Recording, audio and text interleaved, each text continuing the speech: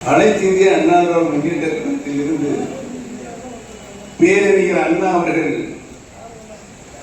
உருவாக்கிய திராவிட முன்னேற்ற கழகத்தில் நான் இன்றைக்கு இணைந்திருக்கிறேன் என்று சொன்னால், இன்று இங்கு இப்பொழுது நடைபெற்றுக் கொண்டிருக்கின்ற இந்த கூட்டத்தில் மூலமாக உங்களை எல்லாம் சந்திக்கின்ற பார்க்கின்ற ஒரு நல்ல வாய்ப்பினை வாழ்நாளில் உருவாக்கி தந்திருக்கின்ற நம்முடைய கழகத்துடைய தளபதி மாண்புமிகு தமிழ்நாடு முதலமைச்சர் அவர்களுக்கு நான் என்னாலும் நன்றி சொல்ல கடமைப்பட்டிருக்கிறேன் என்பதை நான் இந்த கூட்டத்தின் மூலமாக தெரிவித்துக் கொள்ள கடமைப்பட்டிருக்கிறேன். மாண்புமிகு அம்மா அவர்கள் காலமான காலத்திலிருந்து சென்ற மாதம் 26ஆம் தேதி வரையும் என்னுடைய மகிழ்ச்சியை நான் தொலைக்கும் சொல்கிறேன். 27ஆம் தேதி அன்பு தளபதி என்னை கழகத்தில் இணைத்துக் கொண்ட நாளிலிருந்து இன்று வரை நாங்கள் மகிழ்ச்சியோடு ஒரு கிட்டத்தட்ட ஒரு 9 நெருங்கி 10 ஆண்டுகளாக பல்வேறு சோதனைகளுக்கு நான் உள்ளாக்கப்பட்டேன். அதை விரிவாக சொல்ல வேண்டும் என்றால் நாட்கள் பத்தாது, மாதங்கள் பத்தாது, வருடங்கள் பத்தாது. அவ்வளவு இம்சைகளை நான் சந்தித்தேன். மாண்புமிகு அம்மா அவர்கள் இறந்ததற்கு முன்னால் இவையெல்லாம் தாங்குகின்ற சக்தியை உங்களில் ஒருவனாக பிறந்த எனக்கு எப்படி சக்தி எனக்கு வந்தது தாங்கி எதையும் தாங்கும் இதயம் என்று சொன்னாரே பேரறிஞர் அண்ணா அவர்கள், அதை அவருக்கு கொஞ்சம் கொஞ்சமா நான் வாங்கியிருக்கேன். அவங்க ஏனென்று சொன்னால், அவர் சொன்னதை நான் டெல்லி பட்டணத்திலிருந்து சென்னை வரும்போது சொன்னேன். எந்த சூழ்நிலையில் ஒரு மத்திய அமைச்சரை பார்க்க வேண்டும் என்று நாங்கள் கேட்டோம், தேதி கேட்டோம், நேரம் கேட்டோம், டெல்லி சென்றோம். அங்கேயே எங்களுடைய வருகையை தெரிவித்தோம்.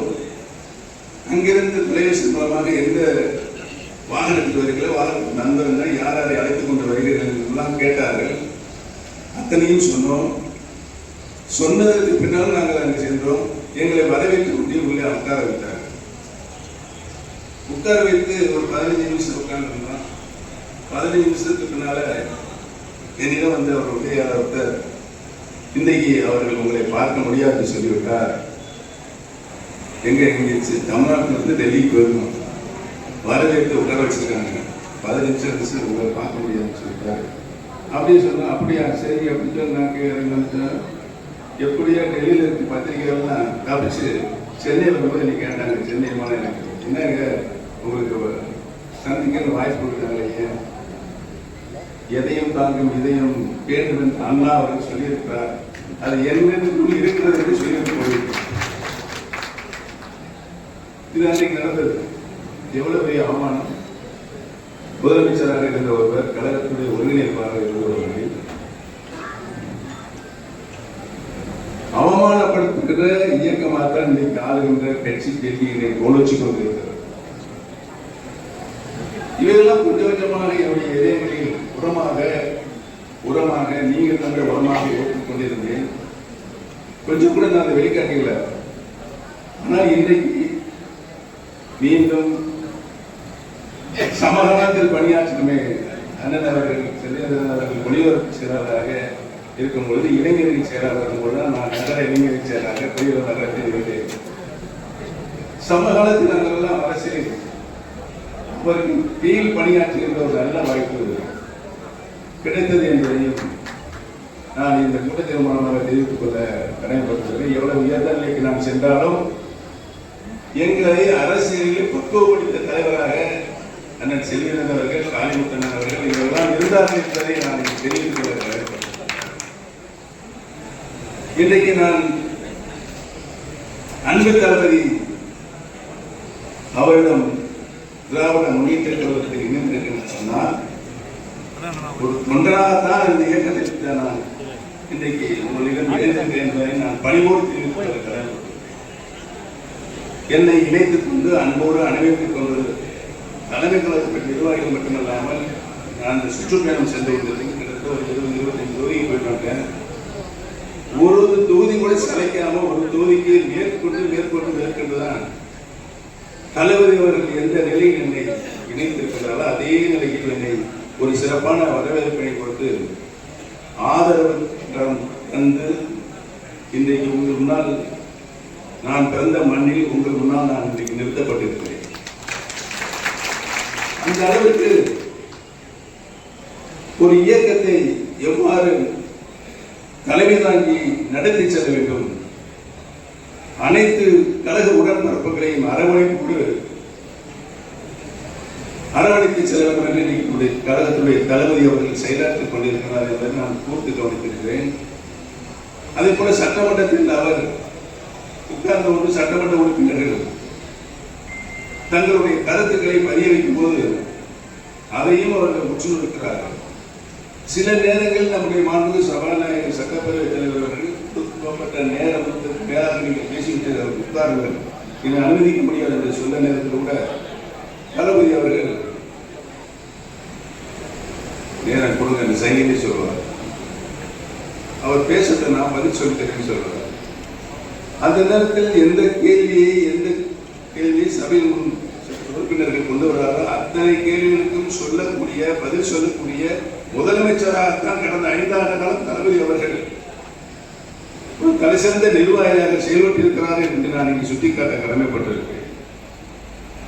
ஒரு மனிதனுக்கு எது தேவையோ அதை நாட்டு மக்களுக்கு அர்ப்பணிக்கின்ற முதலமைச்சர் மக்களுடைய தேவைகளை அறிந்து அந்த தேவைகளை தருகின்ற முதலமைச்சராக எனக்கு முன்னாலே பேசியவர்கள் சொன்னாங்க.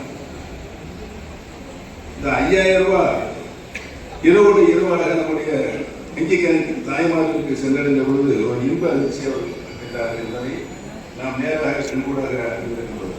அதை போல பல திட்டங்களை நாட்டு மக்களுக்கு அர்ப்பணிக்கின்ற முதலமைச்சராகத்தான் நம்முடைய முதலமைச்சர் 5 ஆண்டு காலம் ஒரு பரிபூர்ண ஆட்சி, மக்கள் விரும்புகிற ஆட்சி, ஆண்ட முதல்வர் மீண்டும் ஆளுகின்ற உரிமையை பெற இருக்கின்ற நம்முடைய தளபதி அவர்கள் ஆண்ட ஆட்சியை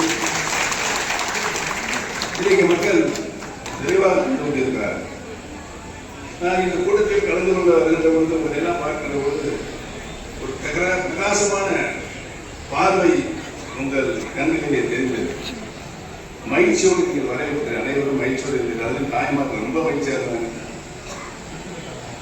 ஏன் என்று சொன்னால் நடைபெறுகின்ற சட்டமன்ற தேர்தல், அந்த சட்டமன்ற தேர்தலில் தேர்தல் கால பணிகளை நீங்கள் 2 வருடங்களுக்கு முன்பாகவே அதனுடைய அடிப்படை பணிகளை நிறைவு செய்து நாளை தேர்தல் வந்தாலும் ஒரு மகத்தான வெற்றியை நாங்கள் பெறுவோம் என்ற வெற்றி புண்ணையோடு நீங்கள் இன்றைக்கு அமர்ந்திருக்கின்ற காட்சியை காண்கின்ற பொழுது எப்படி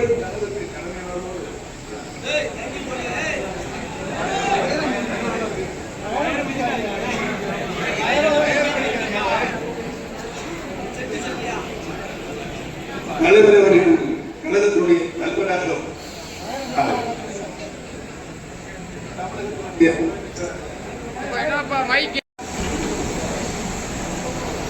இந்த மாதிரியான கூட்டத்துடைய தலைவர்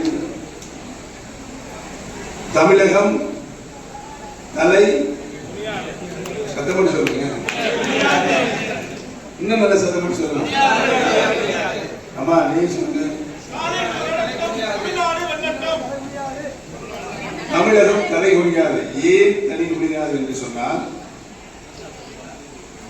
தமிழகத்தில் இருக்கின்ற மக்களை போல இந்தியாவில் இருக்கின்ற 30 மாநிலங்களில் இருக்கின்ற மக்களை பரிசீலிக்கிறார்கள். அதில் ஒரு கணிசமான பங்கு மத்திய தொகுப்புக்கு செல்கிறது. மத்திய தொகுப்பில் அந்த நிதியை குவித்துக் கொண்டு இந்திய அரசியல் அமைப்பின் சட்டத்தின்படி நிதி கமிஷன் அமைக்கப்பட்டிருக்கிறது. அந்த நிதி கமிஷன் மீண்டும் அந்த நிதியை மக்களுக்கு எடுத்து செல்கின்ற பொழுது அந்தந்த மாநிலங்களில் மக்களுடைய பொருளாதார நிலை, ஜனத்தொகை இந்த அடிப்படையில் வளர்ச்சி திட்டங்களுக்கு நிதியை ஒதுக்குகிறார்கள். நியாயமாக கடந்த 3 நிதி கமிஷன் 15 வருஷமா நமக்கு ஒதுக்க வேண்டிய நிதி 40% நம்முடைய வளர்ச்சி திட்டங்கள். ஆனால் மத்திய அரசு ஒதுக்கிய நிதி 4%. 40% எங்கே இருக்கிறது, 4% எங்கே கீழே கிடக்கிறது. இவைகளெல்லாம் அறிந்து புரிந்து கொண்டுதான் எவ்வளவு பெரிய அச்சுறுத்தல் எங்களுக்கு இருந்தாலும் சரி, தன்மானத்தை எங்களுக்கு நாங்கள் காக்காமல் விடமாட்டோம் என்ற வைராக்கிய உணர்வோடு தமிழ்நாடு என்றைக்கும் தலைகுனியாது, ஒன்றிய அரசுக்கு தலைகுனியாது என்ற அந்த வார்த்தையை போட்டு நீங்கள் நிதி தந்தாலும் சரி, தரவில்லையானாலும் சரி, எம்மக்களுக்கு மாநிலத்திற்கு சொந்த நிதியை கொண்டு மாநிலத்தில் நாங்கள் அறிவிக்கப்பட்ட திட்டங்களையும் மட்டுமல்லாமல் நீங்கள் அறிவித்த திட்டங்களையும் செய்து முடிக்கின்ற அரசாக என்னுடைய அரசு இருக்கிறது நெஞ்சை நிமித்தி சொல்கின்ற ஒரே முதலமைச்சர் இந்தியாவிலே தளபதி அவர்கள் தான். ஆக இன்னைக்கு ஒரே கோஷம் சொன்னாரே ஒருத்தர் எனக்கு நான் சொல்ல வந்ததை திரும்ப முன்கூட்டி சொல்லுகிற ஒரு ஆர்வம் அந்த நண்பருக்கு இருந்தது.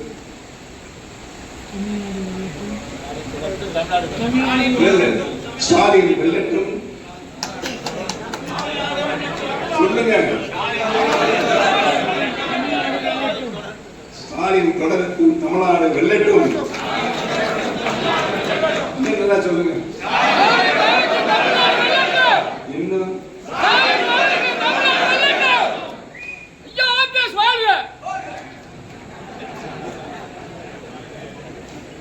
இதே மாதிரி நிகழ்ச்சி நான் 25 தொகுதி போட்டு அந்த ஒரு தொகுதியை கூட்டம் போட்டோம்னா ஒரே மாதிரியான உணர்வுபூர்வமாக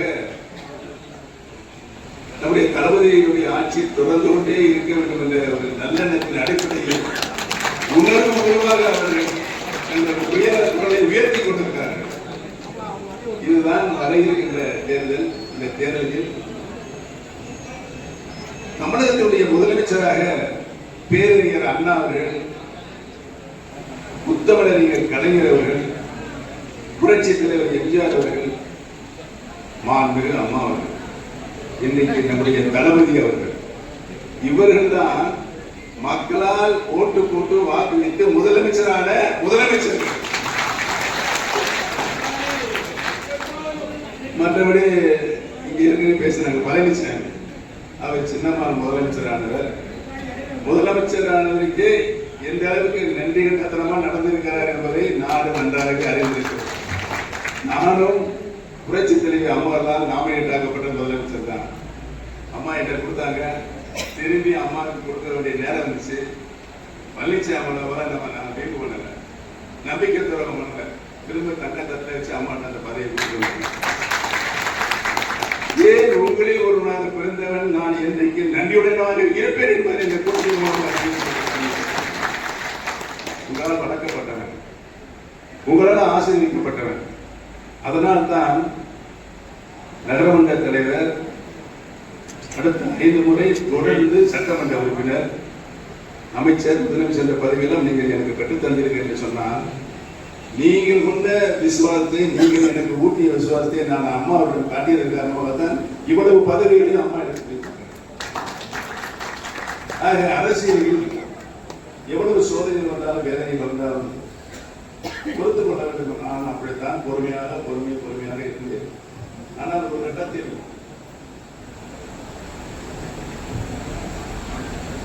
அதை வரம்பு மீறி போகின்ற பொழுது, அவருடைய சர்வாதிகாரம் ஆணவ போக்கு வரம்பு மீறி போகும்போது காடு கொள்ளாது. என்ன சொல்லுவாங்க பழமொழி? சாது மறந்தால் காடு கொள்ளாது. அந்த நிலை ஏற்பட்ட பொழுதுதான் நம்முடைய அன்பு தளபதி அவர்கள் எங்களை எல்லாம் இன்றைக்கு அண்ணா ஆரம்பித்த திராவிட முன்னேற்ற கழகம், நாங்கள் ஒரு காலத்தில் அதில் பயணித்த திராவிட முன்னேற்ற கழகம் கோவித்துக் கொண்டு சென்ற எங்களை மீண்டும் அன்போடு அரவணைத்து ஆயுதத்தோடு இன்னைக்கு கழகத்தில் இணைத்திருக்கிறேன் என்று சொன்னால், எங்கள் வாழ்நாளும் நம்முடைய தளபதி அவர்களுக்கு நான் நன்றி கடன் பட்டிருக்கிறேன். சரி, தேர்தல் வருது, நம்ம சின்ன என்ன சொல்லுங்க, சொல்லுங்க, என்ன சத்தம் சொல்லுங்க. இந்த லோகத்தை ஆண்டு கொண்டிருக்கிறது 9 கோள். ஞாயிறு, திங்கள், செவ்வாய், புதன், வியாழன், வெள்ளி, ராகு, கேது. இதுல தலைமை கொள்ளுன்னா பவர்ஃபுல் கொள்ளுன்னா சூரியன் தான் அனைத்து பொருளையும் அடக்கி சர்வரையும் அடக்கி இந்த உலகத்தில் உயிர் மிச்சிருக்கின்ற மனிதர்கள் மட்டுமல்லாமல் நமது தாவரங்களுக்கும் இயற்கை வளங்களுக்கும் பாதுகாப்பாளராக இருந்து கொண்டு அவர்களுக்கு ஆக்சிஜன் கொடுத்துக் கொண்டிருக்கின்ற பிராணவாயுவை கொடுத்துக் கொண்டிருக்கின்றவர் சூரியன். அண்ணா எப்படி சொல்லியது அந்த வெற்றி சின்னம் நமக்கு சூரியனாக கிடைக்கப்பட்டிருக்கிறது. இனிமேல் நீங்கள் இதற்கு முன்னால் பெற்ற வெற்றி இனி எந்த தேர்தல் வந்தாலும் வெற்றியே வெற்றி பெற ஒரே சின்னம். அந்த அளவுக்கு இன்றைக்கு மக்கள் அனைவரும் நம்முடைய தளபதி ஆட்சி கீர்த்தியையும் அவர் ஆற்றுகின்ற பணியையும் தன் உடல்நிலை வராமல் இருப்பவர்கள் பாராது அவர் உழைத்துக் கொண்டிருக்கின்ற உழைப்புக்கும் கடமையுணர்வுக்கும் இன்றைக்கு திராவிட முன்னேற்ற கழகம் ஆண்ட கட்சி மீண்டும் ஆளுகின்ற உரிமையை பெற்றுத் தருகின்ற முதலமைச்சராக நம்முடைய தளபதி அவர்கள் மீண்டும் நிச்சயமாக என்பதை இந்த கூட்டத்தில் மூலமாக தெரிவித்துக் கொண்டு, நீங்கள் ஏற்கனவே நல்ல பயிற்சியை பெற்றிருக்கின்றீர்கள். தேர்தல் காலப்படியில் எவ்வாறு முறையாக செயலாற்ற வேண்டும் என்பதை பயிற்சி பெற்றிருக்கின்றீர்கள். உங்களுடைய பயிற்சியை நம்முடைய வாக்குப்பதிவு நாள் என்று வாக்காளர்களை அழைத்து சென்று வாக்கை பதிவு செய்து நம்முடைய வெற்றி சின்னமாம் உதயநிதி சின்னம் மீண்டும் தமிழகத்தினுடைய ஆட்சி சின்னமாக வருவதற்கு உங்களுடைய கடமைகளை நீங்கள் ஆற்ற வேண்டும் என்றும் வெற்றி கனியை பதித்து நம்முடைய கழக தளபதி அவருடைய திருக்கரங்களில் கிடைக்க செய்கின்ற கரங்களாக உங்களுடைய கரங்கள் இருக்க வேண்டும் என்று